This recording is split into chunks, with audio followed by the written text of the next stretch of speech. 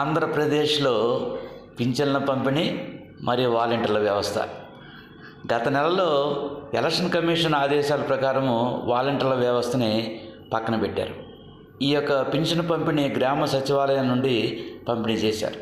అప్పుడు కొంతమంది వయోవృద్ధులు ఇబ్బంది పడ్డారనే ఉద్దేశంతో ఈ నెల డైరెక్ట్గా వారి అకౌంట్లోకి వేయాలని సూచనలు చేయడంతో ప్రభుత్వం అకౌంట్లో ఉన్న వాళ్ళకి అకౌంట్లోకి జమ చేసే ఏర్పాట్లు చేస్తుంది. అయితే అది 70% మాత్రమే వయోవృద్ధులకి లబ్ధి పొందే అవకాశం ఉంది. మిగిలినటువంటి వారికి అకౌంట్ లేని వారికి ఇంటి వద్దనే పెన్షన్ ఇచ్చే ఏర్పాట్లు కూడా చేస్తున్నారు.